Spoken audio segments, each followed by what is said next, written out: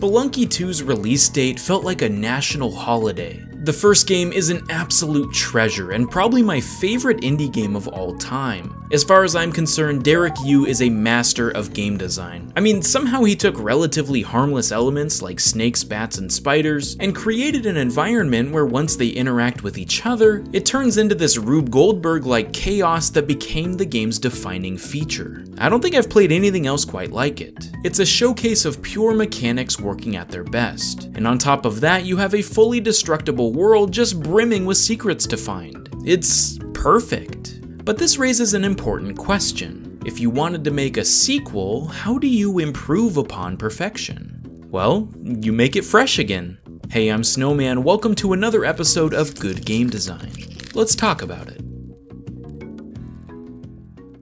While Spelunky 2 easily could have simply given us more of the same by adding in a few new enemies and biomes to explore, Derek, the genius that he is, decided that the true potential of a sequel would make players feel the same way they did when booting up Spelunky for the first time. You see, the original was really hard, but once you'd played it as much as I did, you started to learn all the ins and outs of enemy behaviors, and strategies that worked more often than not. Yes, it's still random by nature, so things can turn sideways real quick, but these little tidbits became ingrained in my playstyle over time. So a huge part of rediscovering the magic a second time was making sure those meta strategies no longer worked. It's funny because both games control almost identically to each other, and yet all these little changes make them feel drastically different in execution. For example, paste in Spelunky 1 was almost essential to have a successful run. It coated your bombs with sticky goo, which made disposing of tougher enemies and precisely blowing up terrain much easier. You gain paste by killing giant spiders, which used to be littered all over the first area. But now those fangy foes inhabit the jungle, which means you can't rely on those sticky bombs early on anymore. Well, I guess you can buy them from the shop, though that is rare. Speaking of which, shopkeepers also behave differently now. Before, once you were skilled enough, it was always a great idea to kill the shopkeepers if their loot was worth the hassle, because gaining a shotgun and potentially a jetpack can lead to an easy win. But those foolproof habits no longer work thanks to bomb bags exploding upon impact, and their movement being altered just slightly enough to even the playing field. Plus, they climb ladders now, so the black market, which previously ensured you had plenty of bombs if you were robbing, becomes especially hairy unless you play by the rules. Overall, this means runs are going to be less overpowered, forcing you to get back to Spelunky's roots and try to beat the game in a more traditional way.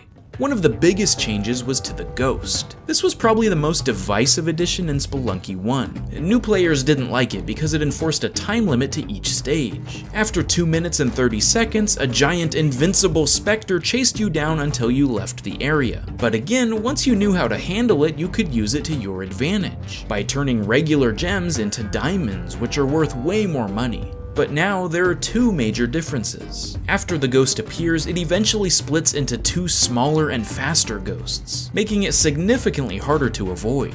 And they also added these pots that contain a single diamond inside, but will instantly summon the naughty spirit when it breaks, even if you just started a stage, so you'd better plan ahead carefully or just not mess with it at all. On top of this, the ghost normally arrives after 3 minutes now, so while it became more lenient for newcomers, it also has a neat risk versus reward system for those that want to test their luck.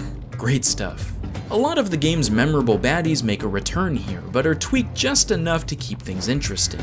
Olmec appears very familiar the first time you see him, but as soon as he starts moving, you realize he's significantly faster. And when you previously would have beaten him, now he just starts a second phase, where he launches bombs at you and floats around the stage. Holy crap. These serve as both nods to the original to put a smile on your face, and as bait and switches to bring you back to reality. Even idle traps are revamped to catch you by surprise. You can't just get by with your previous knowledge here. I love it. But the second thing Derek implemented to revolutionize his spelunking formula was to give the player more choices in how they want to explore. For the first time, you don't have to go to the same 4 locations in a strict order anymore. After the Dwelling, which is Spelunky 2's replacement of the mines, you can choose to either go down to the jungle or Volcana, a robotic lava-filled hellscape. Afterward, things link back up with the Olmec fight, but depending on how deep you dig here, you can either go to the Tide Pool, a Japanese-themed water garden, or the familiar yet still terrifying Temple of Anubis. So each run could look drastically different from the last depending on which branching path you take, and you might be better suited for a specific biome based on the various items you collect. So honestly, things feel a lot more freeing, instead of following the same optimal route every time. Even the shortcuts you unlock are cleverly placed so that you can pick which area you want to practice. And at the second fork in the road, it costs all your bombs and a rope if you want to go to the temple. So yet again, more risk and reward stuff. But that's not the only thing that's new. The entire game is chocked full of new enemies, new items, mounts that give a double jump, and even an extra heart in the middle of a stage if you cook the turkey, which is a huge change and lends to all sorts of viable strategies. And these new systems combine with the old to create never-before-seen scenarios and crazy chain reactions all over again. Something as simple as a mole that digs through walls, or a lizard rolling towards you make the dwelling feel completely unique despite its similarities to the mines. And that really shows how special Spelunky's recipe for design is. Just one new asset can interact with every other piece in interesting ways. Oh, I almost forgot. Each level also has a second layer behind itself now that you can access via doors throughout. Sometimes as obvious entrances, and other times as hidden alcoves housing all sorts of secrets. In fact, that was my favorite aspect of Spelunky 1. The secret path of items used to unlock a new final area and extra boss fight against Yama, which is now expanded, as far as I can tell, into not one but two separate secret paths as well. I haven't figured out every little detail yet, but it appears the original series of events from the Black Market to the City of Gold is still there. But now you can also use the Ujedi to drill down in Volcana and follow a new path involving a crown and a sword. If I had to guess, there are now at least 2 more secret endings for those willing to put in the effort. And man, discovering all the goodies below the surface has been the best part of exploring Spelunky 2 so far. I first got into the original game from watching countless Let's Plays by Northern Lion and Bear Taffy, so I already knew about this extra bonus path. But now, everyone's as lost as I am, and is finding out exactly how deep this rabbit hole goes at the same time. I'm not sure if this is why they released on PS4 a few weeks before PC, but a nice side effect has been the lack of data miners ruining all the surprises by scouring the source code. We're all in this together trying to find everything, and that's honestly a rare gem in the days of the internet.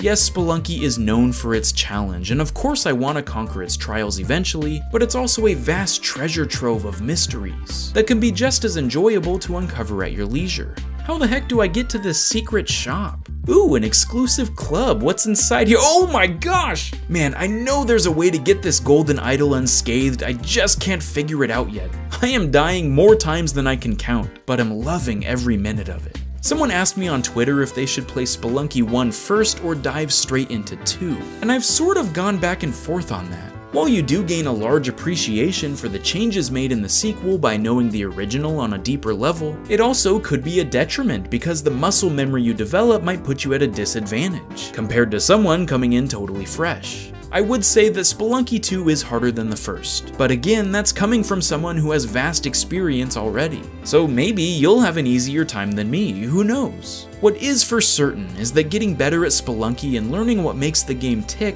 takes time. It's not the type of game to blaze through in a weekend because unless you're superhuman, you'll probably rage quit and never come back. You gain an appreciation for every system and secret at work the more you play. And eventually, when you finally do end up on top, it's just an added bonus of the adventure you had along the way. As cheesy as that sounds, there is so much care and detail thrown into every facet of Spelunky. And whether you're a veteran ready to start the next journey, or a brand new player wanting to see what the buzz is about, I promise it's not something you want to miss. If you've played Spelunky 1 or 2, what are your favorite aspects about it? Or if you haven't, can you think of another sequel that retains the magic of the original while making things feel fresh all over again? Let me know in the comments below and let's talk about it. Thanks for watching another episode of Good Game Design. I'll see you next time, and happy spelunking, my friends.